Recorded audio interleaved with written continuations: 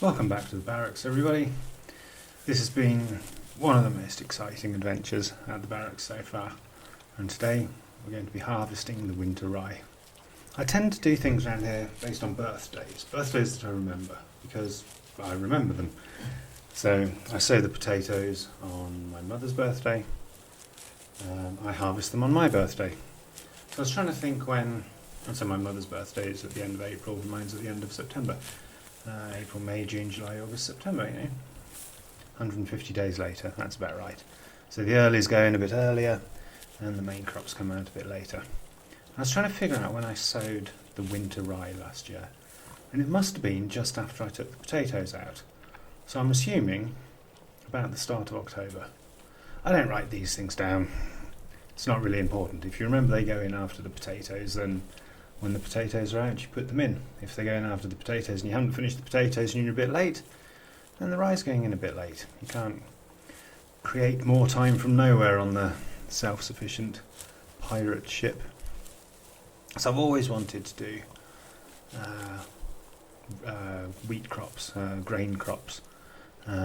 It's been a real adventure, and I've learned so much. So I thought that winter rye would go in the winter, would grow slowly, or before the winter, grow slowly all winter as long as there's not any snow on it, and then be ready for harvest by April or May. So the plan, which now needs pretty stark looking at again, the plan was to in the 6-crop pirate rotation, which is always under constant revision. It started off as the standard 4-crop rotation and now turned it into a 6-crop. If I'm going to include rye in it, or at least any grain crops, I'm going to have to rethink it wildly. Because the idea last year was it would go in before after the potatoes, be harvested in about May, and then go and then have the pumpkins following it. So that would be a really intense plot. But it's okay because it's the one that gets the old compost before the potatoes, and then the fresh compost before the pumpkins. So it would actually be fine. Fresh compost, potatoes, harvest the potatoes, put the rye in. Next year, harvest the rye, put the fresh compost on, or the fresh manure, put the pumpkins in. That was the plan. Sounds like a good plan. I like it as a plan. I still like it as a plan. Sadly, it doesn't work, because I discovered from winter rye that it basically takes all year to grow. Certainly to grow it and harvest it and thresh it and winnow it and having it already drying, obviously taking up quite a lot of that time as well. It is basically a whole year from seed to useful flour for making rye bread and rye pasta. I don't know, making Philadelphia malted rye whiskey. That's not called whiskey, is it? It's just called malted rye, isn't it? Yeah, I think. I don't know. Or Marmite. Do you make Marmite from rye as well? Probably all sorts of alcoholic and delicious lovelies that are bad for you. And Marmite, which of course is extraordinarily good for you. So that was the plan. And it didn't work because I didn't bother to research how long rye takes to grow or when you harvest it. I just put it in the ground and made some assumptions, which as always were completely wrong. Pulled it out of the ground and dried it and threshed it. Except, not yet. Pulling it out of the ground was last week. It's taken a few days to get the video ready. We are trying to make these videos better.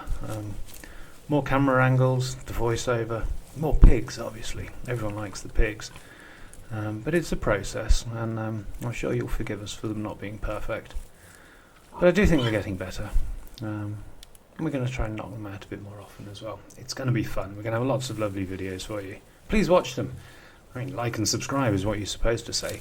But you'll like them if you like them, and you'll subscribe if you want more. You'll do that anyway. What I'd really like you to do is just watch them all the way to the end. You don't even have to be in the same room. Make yourself a barracks playlist and just watch it a lot. There's only about sort of 4 or 5 hours worth up there. Go to school, go to work, go out to the pub. So this rye, I've got two fields. I've got 2 patches of grains. The wheat was growing up in the main vegetable plot. You'll have seen that no doubt on the Instagrams if you follow us there as well. Haven't made a video about that. That's been spectacular, so I've already cut all of that. I've threshed it, I've sort of half winnowed it. I really didn't know what to do first, to winnow it or dry it. And I went with drying it because it was quite wet. And it very, very slightly one day started to smell a bit, so I massively improved the drying room. It's really good now, and that's nearly dry. So that came out first. That was 100 square metres, and created, I don't know, by the time it's been threshed, hopefully 50 kilos of wheat, which is pretty damn awesome. And along with the potatoes and the corn and the rye, that should certainly be absolutely plenty carbohydrates for, you know, me and whatever guests happen to come in the summer. Interesting thing, the thing about guests coming in the summer is if I plan to grow enough food for 52 weeks and I have, let's say, 12 guests coming for 1 week each, which is not unusual in the summer. Nobody comes in the winter, we know that. Who would want to spend any time at the barracks in the winter? That's just masochistic / suicidal. Or a little bit of both sometimes, it feels. But let's say 12 people come in the summer. They stay a week each, which is sort of more or less average. If I'm going to feed them all, and most people eat more than I do, I tend to eat a little bit sort of less than most people, I think. If 12 people come for a week, that's an extra 12 weeks worth of food. If 12 people all come together for 1 week, in 1 week we eat 3 months of supply. So if I've got 12 people coming, I don't have to make enough food for 12 months. I have to make enough food for 15 months. It's quite a huge difference. But anyway, that's just a thing that needs to be factored in. If I'm going to make food for the pigs, well, pigs eat about 10 times as much as the humans do. So it's more or less impossible to grow enough food for the pigs. I'm trying this year. I tried last year. Done a bit better this year. But as always, I've been thwarted by outside circumstances. That sounds a little bit paranoid, doesn't it? But this time it's absolutely true. Outside circumstances that stop me feeding the pigs. Might do a video about that when we talk about the pumpkins. Might do a video on the pumpkins. Might do a very short video on the pumpkins next. That might be fun. And I'll tell you all about why I haven't been able to grow enough food for the pigs. But say I've got 50 or 60 kilos of wheat, 200 kilos of potatoes. It's actually probably more than that. I end up with about 150 kilos of potatoes in the stores, and they're all for me. Potatoes that people eat when they're here are potatoes that are coming straight out of the ground. And that could comfortably be 50, 60 kilos of potatoes, I'd imagine. Never really weighed it, but we do fine for potatoes. But if people wanted bread as well, then we probably need a kilo of bread a day, probably. So that's, 7 kilos a week, 12 weeks, 12 times 7, close enough to 100. That's 100 kilos of wheat just to feed the guests that are coming. So if I want enough bread for myself as well, I probably need, and not wheat obviously, but wheat grain after it's been harvested and threshed, and all of that. So how much do I actually need? Probably twice as much, isn't it? So I probably need about 100 kilos of wheat, 100 kilos of rye, and 100 kilos of corn for rye bread, wheat bread, and tortilla. You can mix them all up. What happens if you mix wheat and rye or wheat and corn? Well, wheat and rye, you'll get like a whole meal mixed grain loaf, I suppose. Can you mix wheat and corn flour? Probably not. It'd probably be very yellow and peculiar. Don't know. I shall ask a Mexican. I know quite a few Mexicans. I shall ask some of them if they ever do that. Or I shall ask a chef. I know quite a few chefs as well. Sadly, I don't know many bakers. I know some people who work in bakers' shops, but I don't know many bakers. Anyway, back to the video. Couple of things to point out. One, you'll notice I've got my Michael Jackson glove on. I don't think we've got a shot of when I sliced my finger in half, because it was when I was doing the wheat. But that sickle, and this is my first time ever using a sickle, that sickle's quite sharp. I've worked out how to use it now. You hold the corn right at the bottom. You hold the sickle underneath that. If you bend the corn over the sickle, and then you make like a like a circular swiping movement with the sickle. Then it goes cleanly straight through the straw, and the drier the straw is, the more cleanly it goes through. It's remarkable. You'll see the bit I'm cutting at the minute's got quite a bit of weeds in it, which is why the weeds and the corn sometimes, if it's like more than 50% grass, I'm just throwing it straight over to the pigs. It's probably not worth the effort of sorting it all out. And the bits where I do that, you'll notice I've got a very small amount in my hand anyway. So there's not going to be much grain on it. It's also why I've got less rye than wheat, because I did end up throwing quite a lot over straight to the pigs. But before I figured out how to use the sickle, I sliced my finger. I don't shout out in pain very often. If I do, you probably know something fairly bad has happened. I've now done it 3 times at the barracks. Once when I ran over a wasp's nest, and 10 of the little shits punctured me about 100 times in 2 seconds. Not even kidding, made a bit of a noise that time. A time when I was chopping through a tree, or sawing through a tree with a branch saw, and didn't notice that I was putting quite a lot of pressure on it. And as I finished cutting, the saw came through the tree and smacked myself on the knee.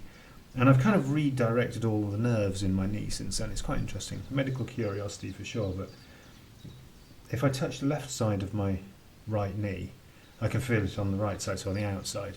And if I touch the outside, I can feel it on the inside. So that was ouchy. I made quite a whoop when I did that. And the third time when I made a bit of a noise. And this is like less than 1 time a year. So, you know, I'm in my 5th year here now, and I've actually hurt myself, 3 times, and none of them particularly seriously. So don't get too concerned.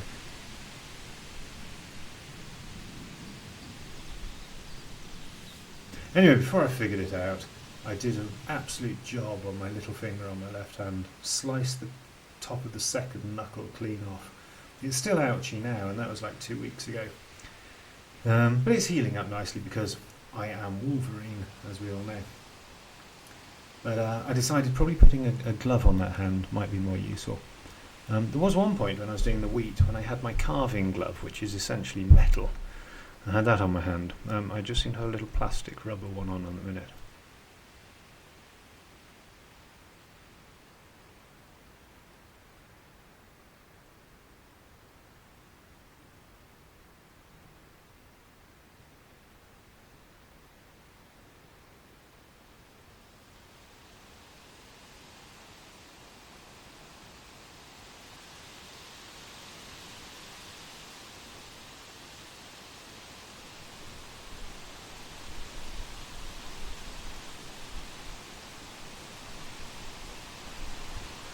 There we go. Anyway, I was planning on making sticks of rye and stacking them all up, pretty much from beginning to end. But as you can see, if you look very carefully, you can see a couple of raindrops going past the screen. It wasn't really raining, but it was certainly dropping a bit. And I might not know much about this, and I might be making it all up as I go along. But I do know that if it's wet, it's going to rot pretty quickly. So I was just making little bundles and carrying them off into the pig house. Actually, is where they're going now. From this angle, you can actually see 3 of the 4 pig fields. So if you look right at the back in the middle of the shot, you've got the great big spruces, which are part of the actual Saxon forest. So that marks my boundary where those spruces are. There's a couple of little trees in front. They're mine, but the spruces, they belong to the forester, and they belong to the good people of Saxony. And the forester's job is to turn the 16,000 hectares that he's got into a million euros a million euros a year. He's supposed to take out of the forest, and because wood prices are quite high at the minute, he's not actually taking too much out. It's very well managed. He's a very nice bloke. He doesn't like the stresses so much of having to fill in forms and hit performance targets and justify every single expense and cost, as is the way these days in modern life, where tax receipts need to be controlled very tightly, I suppose, or at least that's what they tell us. So right at the back, that's the Saxon forest. If he ever comes and cuts those trees down, I'm going to be well pissed off. I don't think it's going to happen for quite a long time. I could ask him. They make plans for 200 years. So I could always ask him what he's got planned. But anyway, right at the back, that's the forests of the boundary of the barracks. And then if you look very carefully, you'll see some little metal posts. That's the vineyard, or actually it's always going to be called the vineyard. So last year I dug that up a bit and planted, but the ground was dead, I mean absolutely dead. And I sowed it with sweet corn and sunflowers.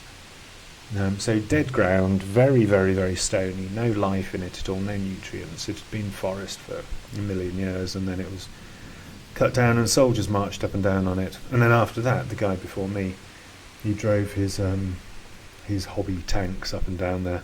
In fact, they came straight through, past my butt, straight up that hill there. And there's actually a little pond for splashy excitement, so everyone could watch the tanks going through the splashy thing and go, ooh, splash, and have a lot of fun.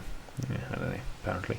So anyway, they came up here. So that area at the top had a lot of very heavy diesel vibrating engines sitting around on them. And in actual fact, it's not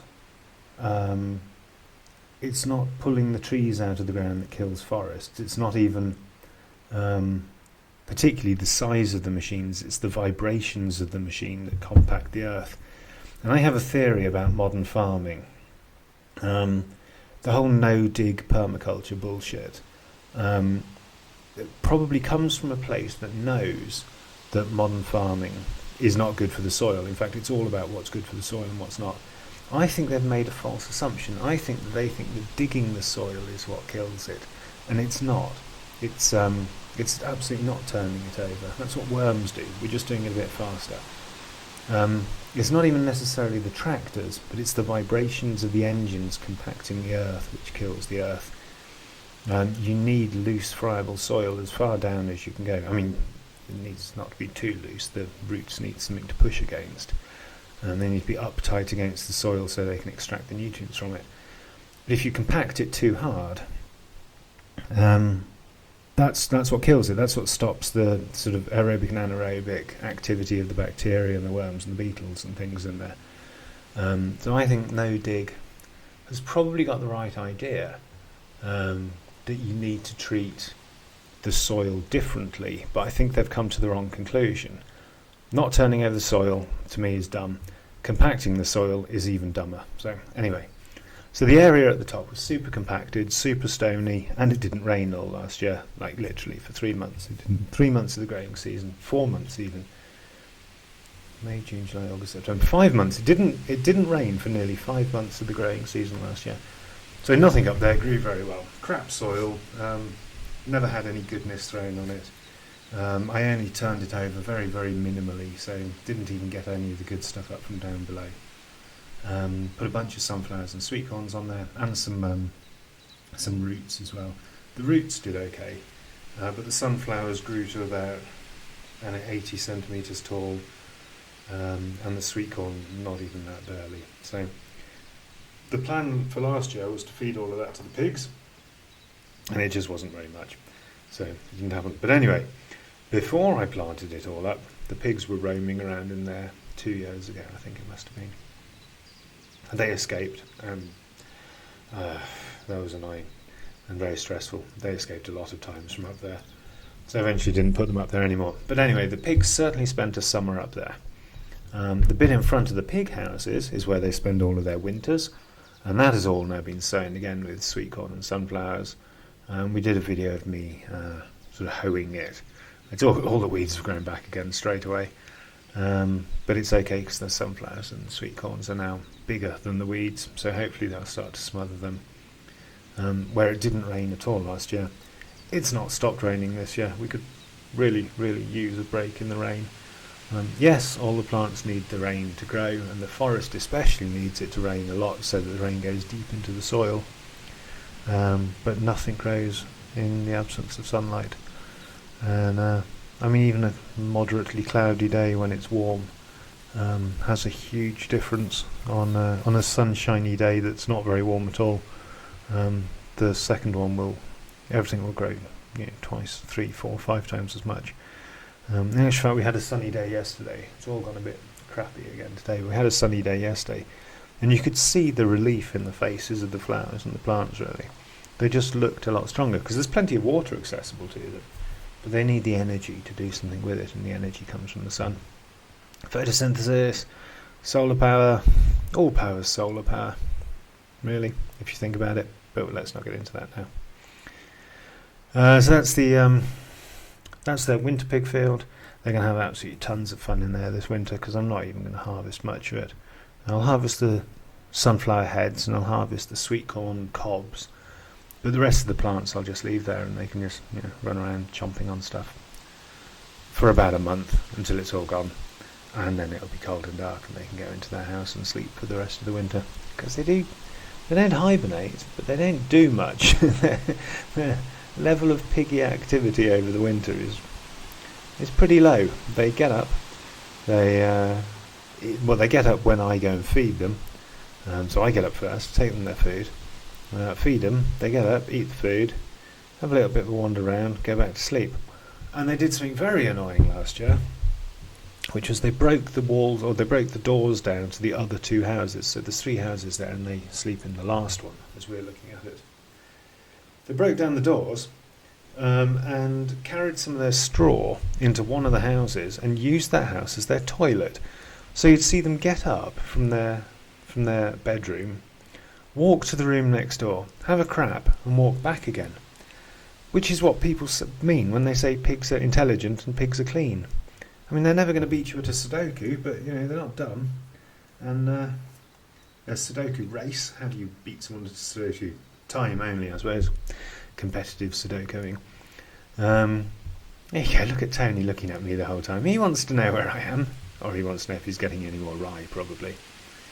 So they broke the door down, went and crapped in their crapper, and that sort of defies the object. The purpose of them having a winter house that's sort of nicely, sort of strong and tightly insulated, is that they do their toilet where they sleep. They get fresh straw thrown on that, and they compact it all down so that the stuff at the bottom starts to rot. Now, it doesn't rot and release a whole load of ammonia and stink and stuff. It just starts to sort of gently warm up. And so they get like underbed heating, which last year they didn't have because they did their toilet somewhere else. Clean animals. I mean, I get it. If humans did the same, if we just slept on a bed of straw and crapped on it every night, then we'd warm up as well. But it's not pleasant. You don't particularly want to do it. And the pigs certainly don't want to do it. So I'm going to have to do something about that this year, so they don't go in there. And the rye that I'm putting in there now isn't staying there. It's just there to dry for a bit. When it's dry, I'll take it up to the big house and I'll thresh it. But anyway, the winter straw. Again, I haven't got a picture of this either. I shall take a photo of it and stick it on Instagram. It won't be my most interesting Instagram I've forgotten the English word, post ever. But I shall do it anyway. Yes, the wheat from the straw from the wheat, which I've threshed and is drying, is all in the pig house. And this, I think, makes me more proud than growing grains for myself. I like bread, but I can live without it. I like pasta. It's nice to have. Having grains is very, very important for your diversity of foods in the self-sufficient life. You absolutely have to do grains. It's just not even a contemplation. If you're not doing grains, I can't see any way that you can call yourself self-sufficient. I'm now doing grains. Yeah, was that a humble brag? No, it was just a brag, I think. But the thing that's made me most proud of anything, I think, is I was trying to grow the pig food. I'm still trying to grow the pig food. And almost as a side effect of that is that I've grown their straw. So their pig house where they sleep is now full of wheat straw, which is probably a dumb idea. I should probably just put like half of it in there and then top it up. But it's all in there now. It looks amazing. As I said, I'll stick it on the gram, and it makes me super proud to be to have grown enough wheat for them, for their straw. I mean, straw's cheap, but it's such a ball ache to try and get it, because if you've had a bad grain year, then no one wants to sell their straw. They all need it. Someone somewhere might have some dusty old rapeseed straw, which you can pick up for next to nothing, and really pleased to have it. But my pigs are spoiled. They don't want to sleep on nasty, itchy, scratchy rapeseed straw. I just realised that pig that I've been saying is Tony. Is it Marilyn? I can't tell. Come on, look up. I mean, I wouldn't expect it to be Marilyn. Marilyn's not the one who would stand there staring at me. That would be Tony. But the way you can tell Marilyn is her left ear. No, it's Tony. That's Tony's back. That's Tony's head. That's the way Tony moves. But he just looked up, and that left ear of his looked exactly like Marilyn. No, Marilyn doesn't move like that. God, I hope I'm right. If that is Marilyn, I'm going to feel well stupid now. Come on, Piggy, move a little. No, it's Tony. Oh, that's right. That's so weird. Anyway, the way you normally tell Marilyn is the way she cocks her left ear. I think she might have done it right at the very beginning of this film. Can't remember. But she sort of cocks her left, so her right ear goes all the way up, and then her left ear goes all the way up, and then it sort of cocks down a bit at the top and goes all a bit lopsided, and it looks like it's very raggedy indeed. A very raggedy ear. It doesn't just look like it because it looks like it. It looks like it because it is. She's got very lopsided ears. She's super cute. And that is why everyone likes Marilyn first. Well, two reasons. One, because they think the other pigs pick on her. And one, because she is such a cutie. I so like having artists and creative people here. And so far, likenesses of the pigs that have been made have been exclusively Marilyn. Someone might one day do Brunhilde, but why would you do Brunhilde when Marilyn looks just the same but a little bit cuter? And why would you do Tony? Because he's just a big old bore, isn't he? But Tony likes green stuff more than the others. Tony is a bit more inquisitive than the others. And he does want to know what's going on. And I don't know if that's because he's interested or because he's nosy. The same difference really, isn't it? It doesn't really matter. But if there's a pig standing at the fence staring at you trying to figure out what you're doing, it's probably going to be Tony. Poor old dude.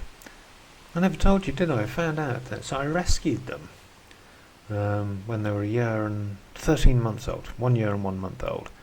I rescued them. They were going to go to the butcher's, and nobody really wanted to do that because you don't eat mangalitsa pigs till they're 3 years old, at least, and it's very expensive, which is why meat's so expensive and blah blah blah. Shouldn't be eating pigs anyway. We all know that. But I rescued them, and I got in touch with the people. They got in touch with me. I think about 1 year later. We're having a chat. How are the pigs doing? Yeah, they're great. They're growing fast. They smell like pigs. They eat like pigs. They look like pigs. All of that stuff, which makes me incredibly proud of them. And she said, "Oh yeah, his kids have just been born or something, or his kids are doing really well." And I didn't know that. I had no idea that Tony was actually a dad. And I'm not sure how I feel about that, because his kids, they'll be long dead by now. They'll have been deaded and eaten. I don't know, I thought I rescued them to save some lives, but just before I rescued them, they put him to a sow when he was still like 13 months old. Got a bunch of babies that they then killed. I don't know how I feel about that at all. It's very confusing, very conflicting. Anyway, we're nearly done here. One last thing I wanted to say was, you'll probably notice that I'm tying these bundles up with string. Yeah, I wanted to do it with the actual corn itself, but it wasn't working very well, and I'd have broken loads, and I'll probably practice and do it again next year. And obviously it can be done because people do it, and people have done it for hundreds of years. But I found it wasn't working very well for me, so I did it with string. And next time maybe we'll do it with the actual corn itself. And then right at the end, I don't know if we've actually got a shot of this. I hope so. Finished cutting the corn from here. Well, it's rye, but in British English you call all grain crops, you call them corn. But here I am, just at the end, making a corn dolly, which I'm then going to hang from the fence post to say thank you for the harvest. And that'll stay there then until next year, until some crow carries it off to either eat or feather their nest with, corn their nest with. And then we're done. As I say, haven't threshed it yet, haven't weighed it. Follow Instagram to find out exactly how much of the stuff there is. I'll be sure to show you that. I'll just leave you now for the last couple of minutes of ambience. Thank you for watching, thank you for listening. If you've made it all the way through to the end, then I'm impressed.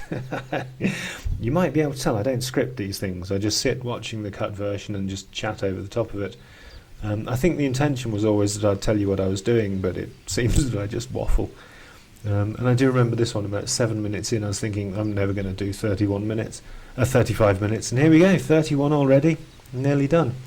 I probably should shut up, probably should just let you watch the final little bits as I make my corn dolly and wander off into the sunset. Thank you very much, I really appreciate your time watching this. I hope in some way it's interesting. I hope you got something from it, even if it's just a distraction. Or maybe the somniferous tones of my voice are enough to send you to sleep. Whatever it is, thank you for staying, and I'll see you at the next one. Bye bye, pirates. Be good to each other.